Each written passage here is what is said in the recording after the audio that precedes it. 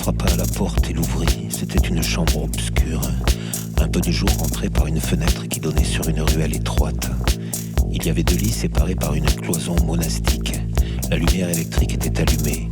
Le jeune homme était debout, très droit, très sérieux dans son costume de torero. Sa veste pendait sur le dossier d'une chaise. On achevait de lui enrouler sa ceinture. Ses cheveux noirs brillaient sous la lumière électrique. Il portait une chemise de toile fine et son assistant, ayant achevé de le ceindre, se releva et recula. Pedro Romero fit un signe de tête et nous serra la main, très distant et très digne. Montoya lui dit quelque chose, que nous étions de grands aficionados et que nous lui souhaitions bonne chance. Romero écoutait très sérieusement puis il se tourna vers moi. Je n'avais jamais vu un aussi beau garçon. Le taureau qui avait tué Vicente Gilones s'appelait Bocanegra. Il portait le numéro 118 de la Ganaderia Sanchez Taberno. Ce fut le 3e taureau que tua Pedro Romero dans l'après-midi.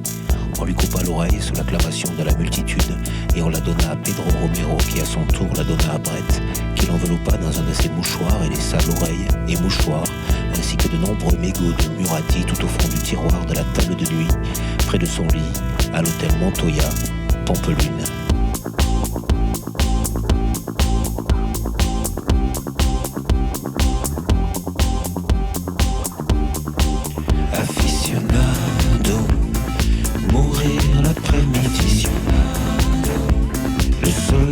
Se lève aussi, aficionado, mourir l'après-midi.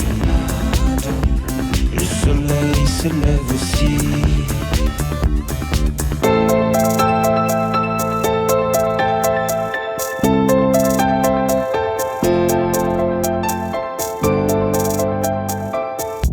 Parfois, en entendant une insulte particulièrement dure, il se tournait pour sourire, de ce sourire sans lèvres, sourire de dents et de mâchoire, et la douleur que lui causait chaque mouvement augmentant sans cesse. Son visage jaune prit la teinte d'un parchemin. Et après la mort du second taureau, quand la pluie de pain et de coussins eut cessé, après avoir salué le président de ce même sourire de loup, l'œil méprisant, après avoir passé son épée par-dessus la barrière qu'on essuya et qu'on remit dans son fourreau, il entra dans le Callejon et là, appuyé à la barrière, en dessous de nous, la tête sur les bras, ne voyant plus rien, n'entendant plus rien, il s'abandonna tout entier aux douleurs qui le lançinaient. Quand finalement il leva les yeux, il demanda un verre d'eau, en avalant un peu, se rinça la bouche, cracha l'eau, prit sa cape et retourna dans l'arène. Et retourna dans l'arène. Et retourna dans l'arène. Et retourna dans l'arène.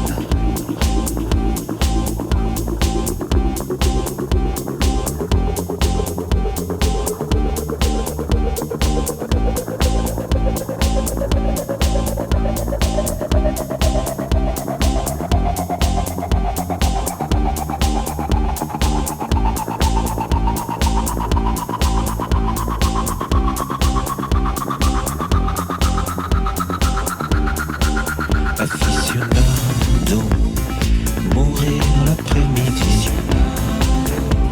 Le soleil se lève aussi. Aficionado, mourir l'après-midi. Le soleil se lève aussi.